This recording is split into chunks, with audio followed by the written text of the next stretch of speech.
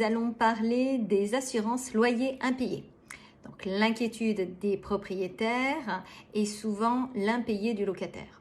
Pour pouvoir se garantir dans ce cadre-là, il y a possibilité de souscrire à une assurance. Donc bien entendu, cette assurance a un coût, mais ça assure quand même une certaine tranquillité.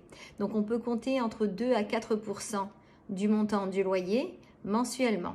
Donc il faut le payer par mois. Si vous passez par une agence immobilière, quand elle prend ses honoraires de gestion, elle prend en même temps les honoraires de l'assurance qu'elle rétrocède directement à l'assureur. Cette assurance consiste en quoi et qu'est-ce qu'elle prend en charge? Donc, pour la plupart du temps, elle prend en charge donc les loyers impayés. Ce qu'il faut regarder, c'est au bout de combien de temps elle prend en charge les loyers impayés. Parce que ce n'est pas le premier mois de loyer qu'elle va prendre en impayé. En règle générale, c'est à partir du deuxième mois et c'est de manière rétroactive.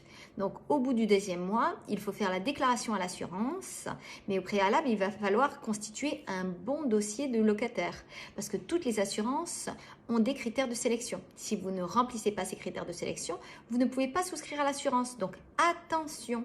Donc, si vous passez par une agence immobilière, elle connaît bien son travail et elle vous constituera le dossier en conséquence. Même avant de faire visiter le bien, en règle générale, elle demandera les pièces indispensables pour pouvoir souscrire au dossier. Donc, dans une vidéo précédente, vous avez la liste des pièces que vous pouvez demander et dans quelles conditions. L'assurance respectera toujours le décret concernant ces fameuses pièces. Il regardera donc les pièces administratives. Donc, l'assurance, en règle générale, donne les conditions d'octroi de l'assurance. C'est-à-dire que si vous ne présentez pas toutes les pièces de votre dossier à l'assurance, vous engagez votre propre responsabilité si l'assurance refuse la prise en charge alors que vous l'avez payée.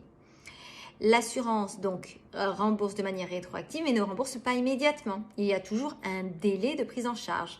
Mais ça apporte quand même un certain confort parce que quand vous vous retrouvez dans cette situation où vous avez des loyers impayés, vous êtes bien content de récupérer l'intégralité de vos loyers.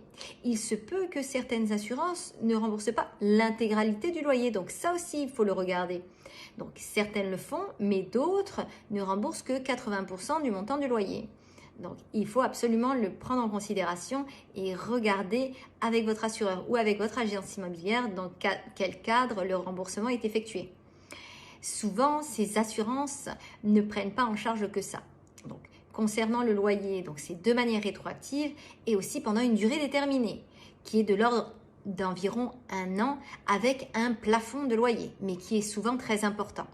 Mais ça veut dire que pendant la période prise en compte, il faut faire le nécessaire pour expulser le locataire. Dans le cadre de ces assurances, il y a aussi compris des frais d'avocat, mais toujours avec des plafonds. Donc, il faut aussi bien les regarder et peut-être aussi des frais d'huissier. Ces assurances proposent aussi la prise en charge de dégradation, mais c'est toujours la même chose. Donc, c'est sous couvert de facture. Donc, ne faites pas les travaux vous-même en demandant que ça vous soit remboursé. Ça ne sera pas. Il faut passer par des professionnels et avoir des factures à l'appui qu'il faudra transmettre à l'assurance, que l'assurance régularisera après analyse du dossier.